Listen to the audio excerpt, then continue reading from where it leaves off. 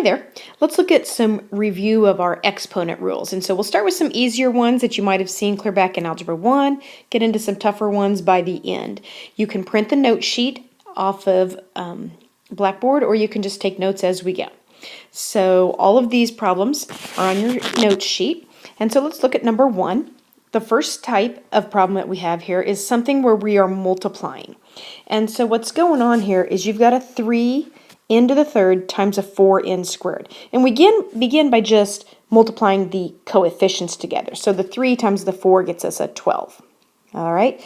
And then what I want you to kind of visualize as you do this, an n to the third is really just an n times an n times an n. And then an n squared is an n times an n. So you really are multiplying 5 n's together. So that ends up being a 12n to the fifth. And if you look at that, really all that's happening is you are adding these two exponents together.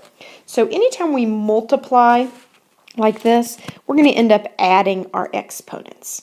Now, the coefficients are just numbers that are still being multiplied, so we still multiply those. Exponents we add.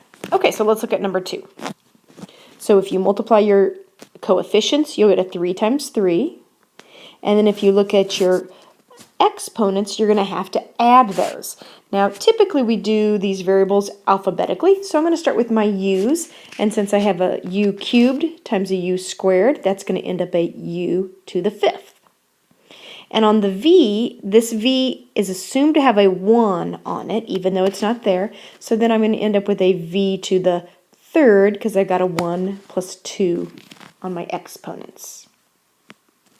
Okay, why don't you try number 3 on your own, and then, so pause the video, do number 3, start up the video again, and we'll go through it. I'll wait for you. Go ahead, pause the video.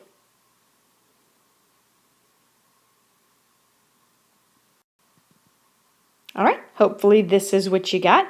You end up with a coefficient of a 4, and then by adding your exponents together, you'll have an x to the 6th, a y to the 5th, because that's assumed to have a little 1 on it, and then a z to the 7th. Okay, so that's one of our properties, is when you multiply, you should add your exponents together. Let's try something else. Okay, on these problems, you can see there's parentheses involved. And what we're doing is we're taking this entire quantity here, and we're taking it to the second power. So really what's going to happen is you're going to have this listed twice. You're going to basically have an x cubed y to the 4th times another x cubed y to the 4th. That's what it means to square something. So what happens is you end up seeing this 3 written twice. So really what you can do is you can just multiply those exponents. If you took 3 times 2, you'd get 6, which you can see when we write it like this, yes, we would end up with 6 x's. You can take your 4 times your 2, that would get you an 8, which should make sense because we've got 4 and then another 4, so we'd end up with 8.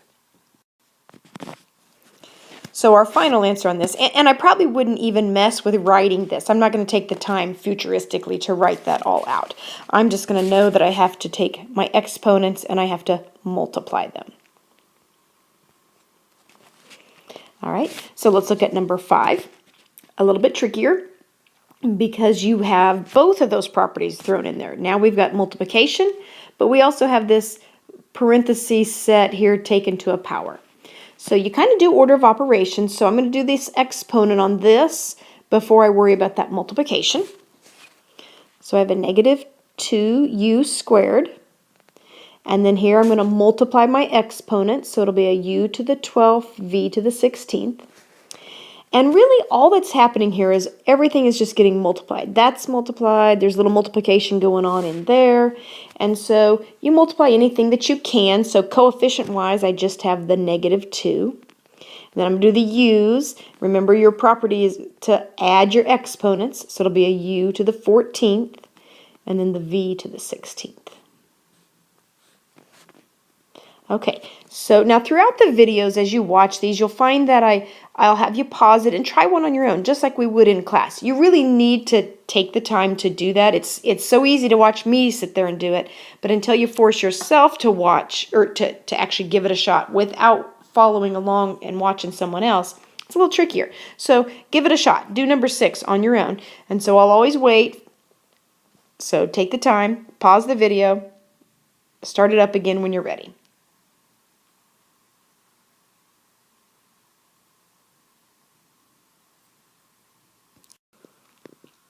Okay, a couple things you need to look at on this.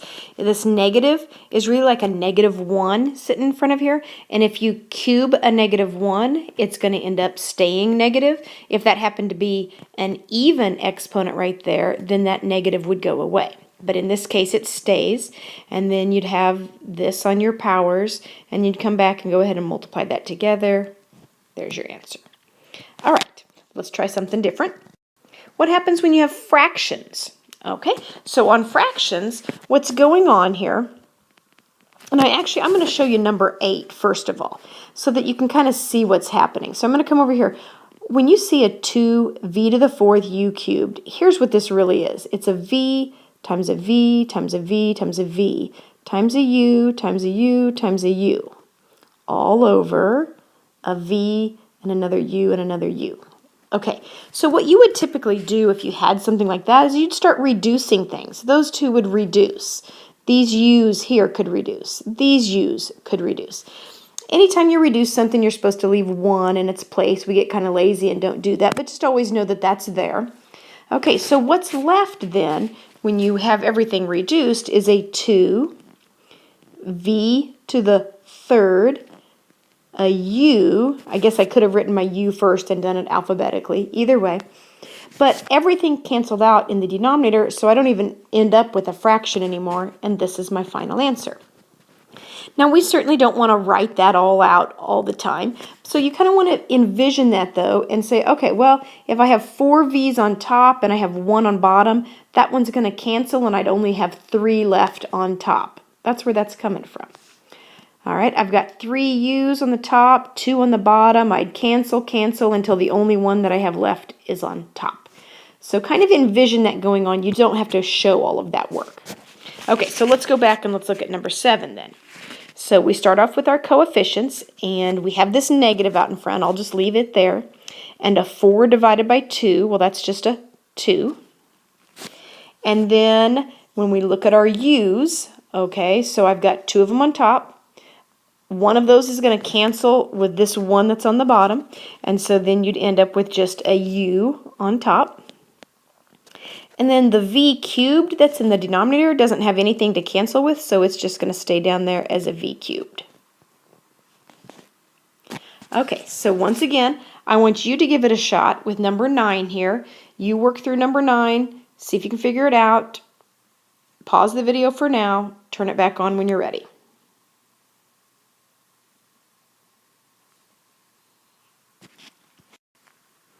All right, ideally this is what you ended up with. If you didn't have that, go back and troubleshoot, see if you can figure out why you did it wrong. Okay, so let's try one more. Has quite a bit of stuff going on. It has the fraction business, but it also has the parentheses with the power. So to do something like this, basically everything inside these parentheses is being cubed right now. So let's start off with this negative. If you cube a negative, think of it as a -1. Or you could even take the negative and put it up on the 2 and call it a -2. But if you take a negative times a negative times a negative, it is going to stay a negative answer. All right, now the 2 cubed, not 2 times 3, but 2 cubed would be 2 times 2 times 2. That's 8. All right, and then for my variables that have exponents, remember the rule is to multiply those exponents. So I'll have an x to the 12th and a y to the 9th. And on the bottom I'll have a y squared or y to the 6th and an x to the 6th. Once you've gotten rid of those parentheses, now you can start reducing. All right, I only have the one coefficient, the -8. And then if I look at my x's, I have 12 of them up here. I've got 6 down here. I'm going to start canceling a bunch until I only have 6 left on top. Now really all we're doing is we're subtracting those exponents. Remember when you multiply, we're supposed to add exponents? Well, when you divide, you're just subtracting these two exponents. You just have to be careful that you remember that whichever one has the most, if the top has the most, then it should stay in the top. But if you had more of them on the bottom, you'd keep them on the bottom. So let's look at our y's. We've got more of them on the top, so they're going to stay up top. Subtract your exponents, you'll end up with a y cubed.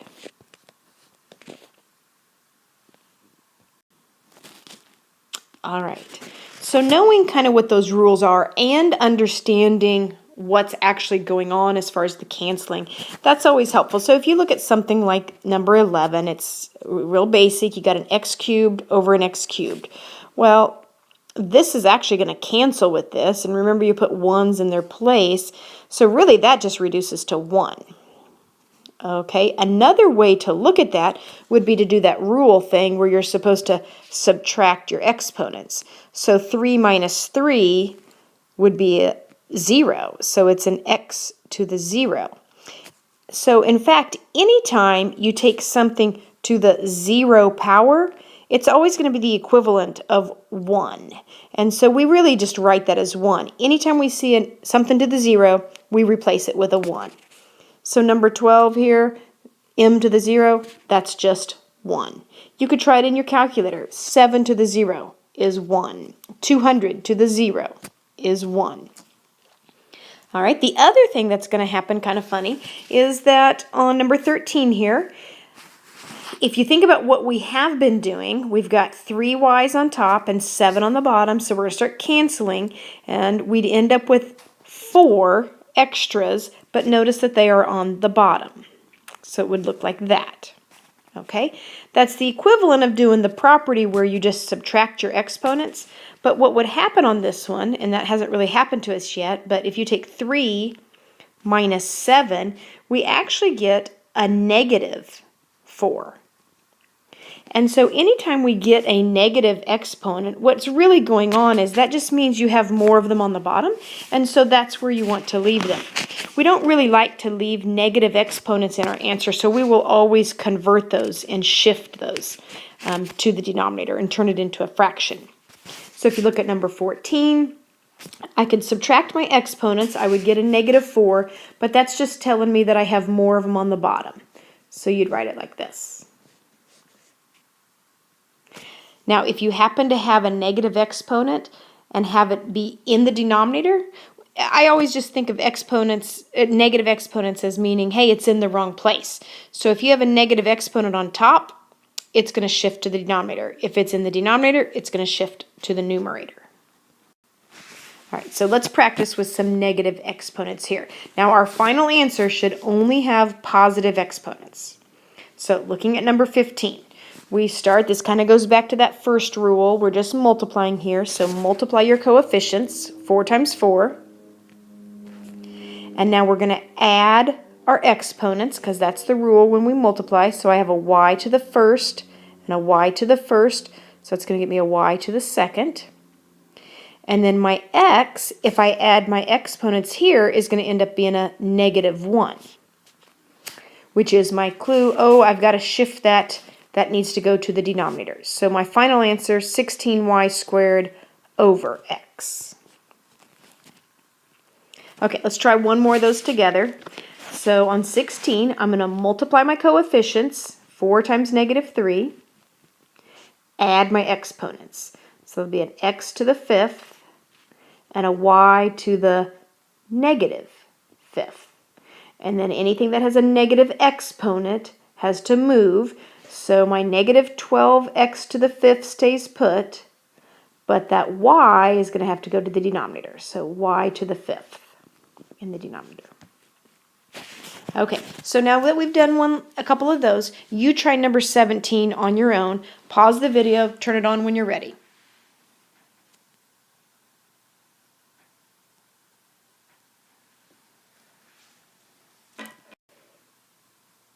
All right, so hopefully you got the answer that's shown here. I have a little work over here to help you troubleshoot if you messed up on that one. If you need to look over your work, do that now. Okay, so let's try some that have a lot of negative exponents, a lot of stuff going on. So looking at this number 18, I have everything here being taken to the negative first power, everything in the numerator. So that's kind of weird because I also have this negative 2 that's going to be raised to a negative 1 power. That's what's going on there. On my x, remember I get to multiply exponents. It actually works out nice because a negative 1 times a negative 1 would get me a positive 1. And then my y is going to end up to the negative 3 power. Again, we're just multiplying those exponents. Okay, then in my denominator, there's nothing really special there. I'm just going to rewrite it. Now, I want to talk about the coefficient part first, because that's the weird part on this one. Right here you can see that my negative 2 is being raised to a negative 1 power. This negative does not undo that negative. That's not what negative exponents do.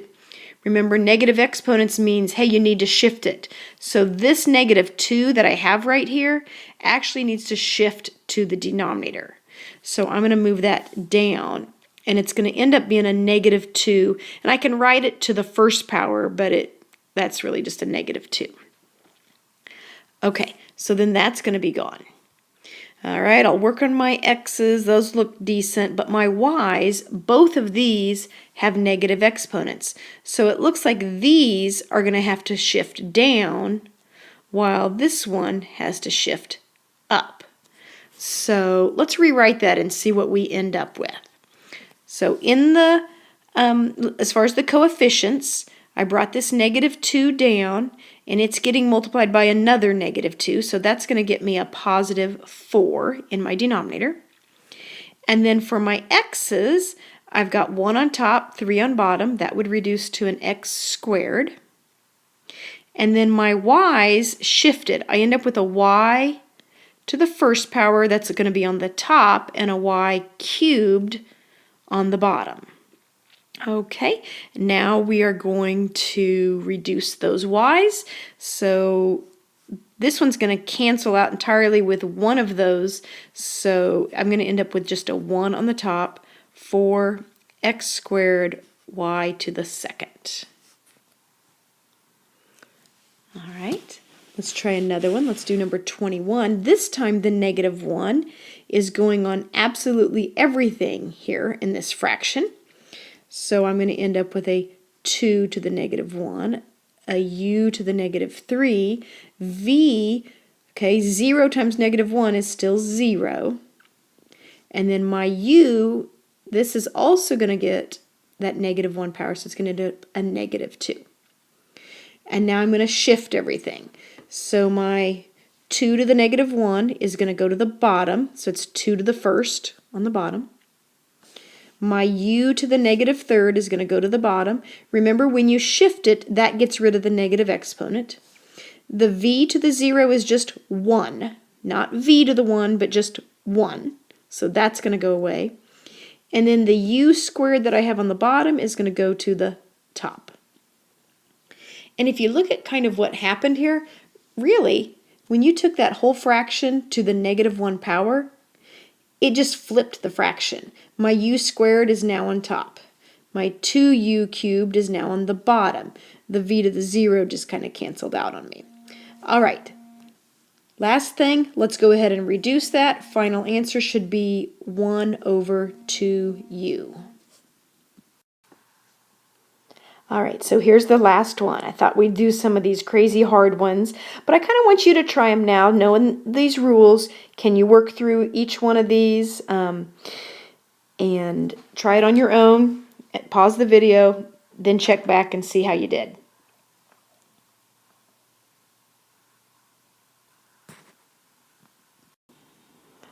All right, check it out. How did you do?